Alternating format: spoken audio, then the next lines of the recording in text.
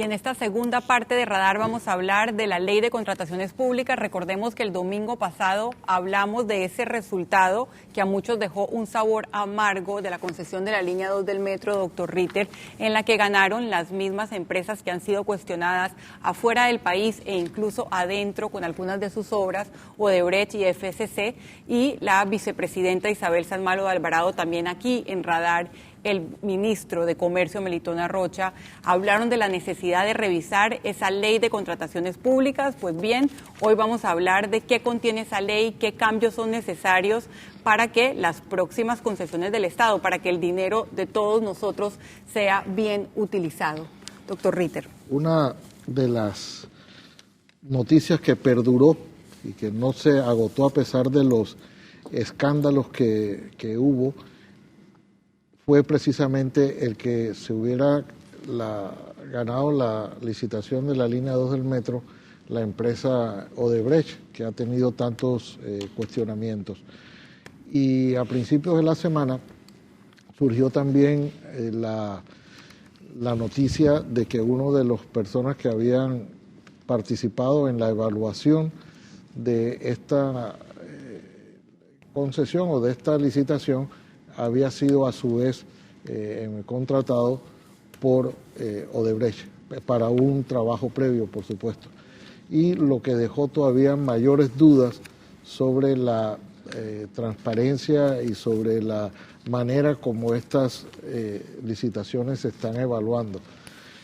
Desafortunadamente es cuando ocurren estos hechos que surge la necesidad o surge en la ciudadanía el clamor de que se revise la ley de contrataciones públicas, cuando eso es un clamor que al menos en los medios se ha venido haciendo desde hace mucho tiempo y antes de que surgiera si se puede llamar así, este primer escándalo dentro del gobierno que recién instalado, el gobierno que está próximo a cumplir un año. De manera que tenemos por delante no solo la revisión o la reiteración de esa revisión de qué fue lo que ocurrió en la licitación de la línea 2 del metro, sino también cómo lo vamos a hacer a más largo plazo. Y así como en los bloques anteriores que nos referimos a la Cátedra de Relaciones de Panamá con los Estados Unidos y terminamos en la educación en general, comenzamos de lo particular y terminamos en lo general, quizás nosotros debiéramos también en estos bloques que siguen ver desde las dos aristas, desde lo particular que ha sido la licitación de la línea 2 del metro a lo general que es la ley de contrataciones públicas y la manera como se aplica. Claro que sí, nos acompañan en esta parte Carlos Gasnell, que hace mucho tiempo habla de esa ley de contrataciones públicas, de transparencia internacional. También Anet Planels de Moving, que se pronunció muy fuerte sobre la concesión de la línea 2 del metro, y Alvin Widen, excontralor de la República. Continúa con nosotros Fernando Martínez de TVN Investiga. Carlos Gasnell, ustedes han hablado desde transparencia de la necesidad de reformar la ley de contrataciones públicas, que fue reformada 9 veces durante el gobierno anterior, en palabras suyas, para agregarle discrecionalidad a los funcionarios y para abrir espacios a la corrupción. Háblenos un poco de esa necesidad de reforma. Nosotros de manera recurrente hemos publicado páginas completas en medios de comunicación y hemos hecho el llamado. Además de que se trata de una promesa de campaña, usted revisa el plan de gobierno y se habla expresamente de revisar la ley de contratación pública justamente porque durante estos últimos 5 años se generaron muchos espacios para corromper el sistema. Hay que recordar a los televidentes que la ley de contratación pública es la forma en la cual o a través de la cual se ejecuta el presupuesto general del Estado. Así que hay que buscar la manera de hacerlo de forma eficiente para adjudicar con mucha competencia y tratar de adquirir el mejor precio para el Estado, que no necesariamente es el menor. Para ir de lo particular, como propuso el doctor Ritter, a lo general, ¿usted piensa que el resultado de la licitación de la línea 2 del metro está directamente relacionado a la existencia de esta ley? Sí, definitivamente. Estamos hablando de que esas 9 veces que mencionas, en una de esas 9 veces que mencionas se reformó la ley para crear procedimientos especiales. Uno de ellos es la licitación por mejor valor con evaluación separada. Para la línea 2 del metro, la línea 1 se utilizó ese procedimiento y se repitió para la línea 2 del metro. Ese es el procedimiento más opaco que hay en la ley de contratación pública. El de mejor valor. Con evaluación separada. Ahí el precio estimado, precio de referencia o precio oficial está oculto. En una bóveda. Sí, que habría que meter al que lo calculó en la bóveda, porque lo calculan personas. Entonces eso de meter el precio diciendo es que nadie lo sabe, no es posible que se filtre el precio, porque el precio se evalúa, es objeto de puntuación. Así que si alguien tiene acceso al precio, tiene una ventaja sobre el que no tuvo. Y si todos tienen acceso al precio, también hay problemas. Pero entonces, ni siquiera es solamente el precio, porque yo he leído análisis, justo este análisis que se llama La fiebre está en la sábana, del ex canciller José Miguel Alemán, diciendo que el problema de la ley está en su nacimiento, no solamente en las modificaciones, y es en ese nacimiento donde se cambia el mejor precio ofertado, que sería, según este análisis, sería la mejor opción por el mejor valor. Lo que pasa no, eso existía antes de la ley 22 de 2006, okay. Se llamaba concurso. Siempre ha existido la posibilidad de no adjudicar solamente sobre la base del precio.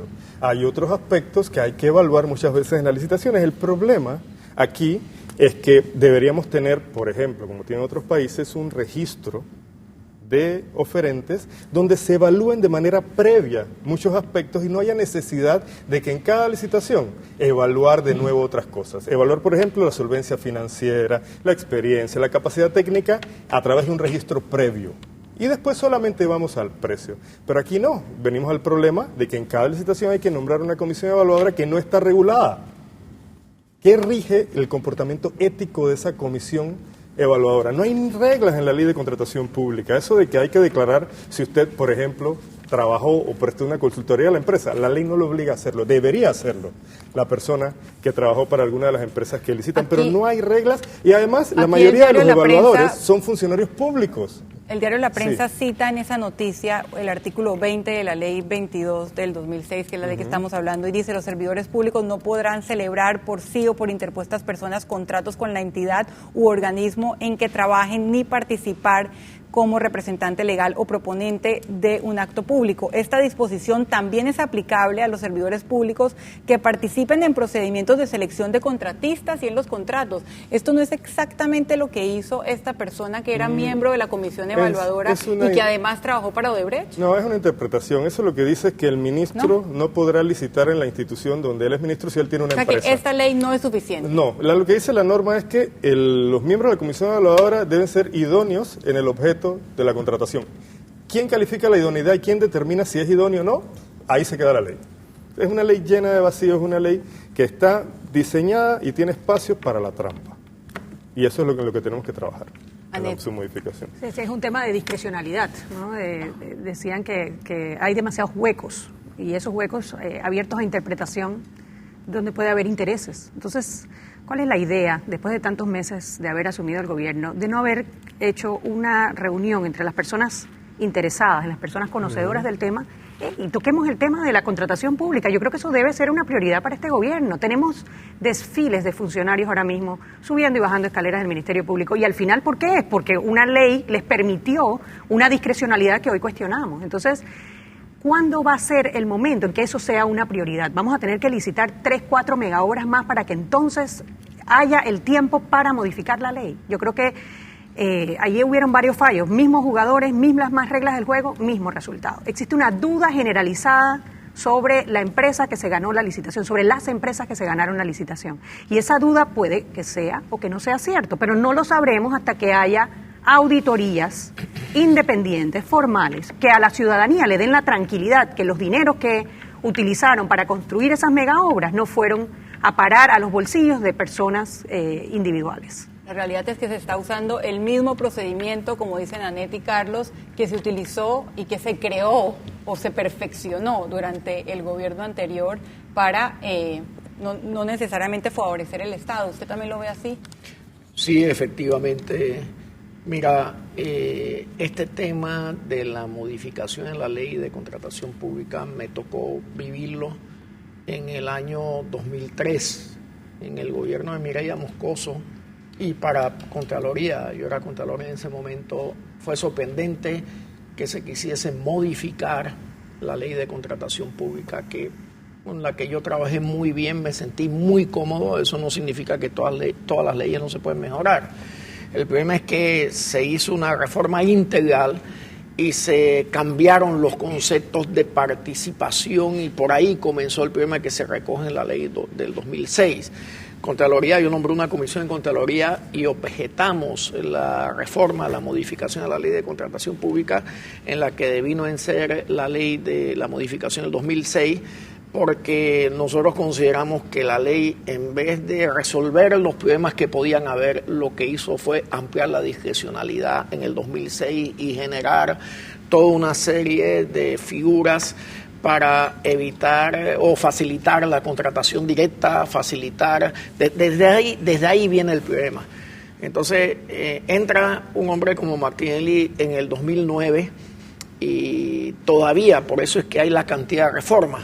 Esa ley que se había suavizado, se habían creado una serie de conceptos que no eran de lo más positivo para la transparencia en la contratación, Martinelli todavía no se sentía cómodo con ella, y por eso es que se dieron todas esas reformas dirigidas casualmente a que se abriese camino a los llave en mano, cosa que no existía de esa manera en el 2003, cuando yo era contralor, y 2004.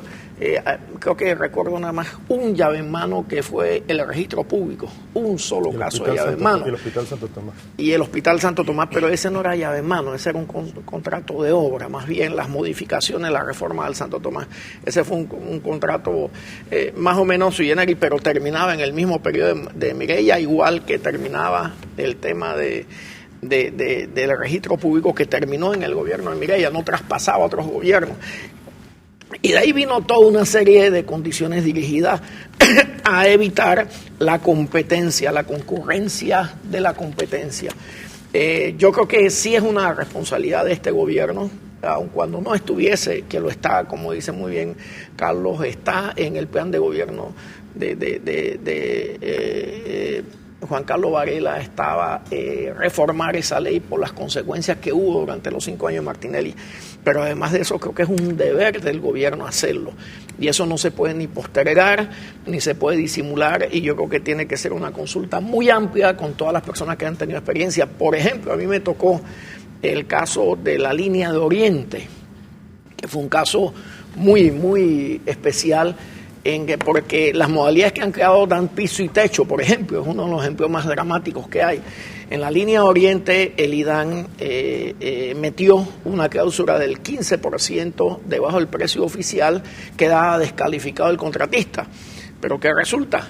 El que sabía el precio oficial era una empresa colombiana, que estaba en contubernio con funcionarios del gobierno de Mireya Moscoso, y entonces le quitaron la licitación a quien hizo la mejor propuesta, que era CUSA, Constructora Urbana, la empresa constructora en ese momento más grande del país nacional.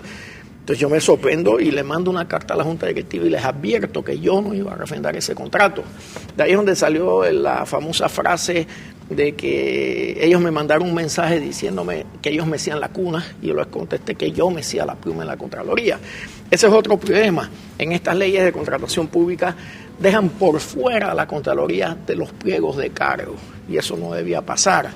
O sea, Contraloría debía participar de la aprobación de los pliegos de cargo, porque al final quien tiene que considerar si es viable o no el referendo es Contraloría. Eso no está en ninguna ley de contratación pública. Entonces, por ejemplo, me están llamando a un cambio, vamos a seguir hablando porque esto tiene mucho de largo como de ancho, y yo también quiero cuestionar esos tiempos del gobierno, porque no sé, me genera suspicacia dejar la reforma de la ley de contrataciones públicas para después de que se adjudiquen los principales proyectos, como estamos viendo. Eso lo vamos a hablar aquí en Radar. Usted quédese acá.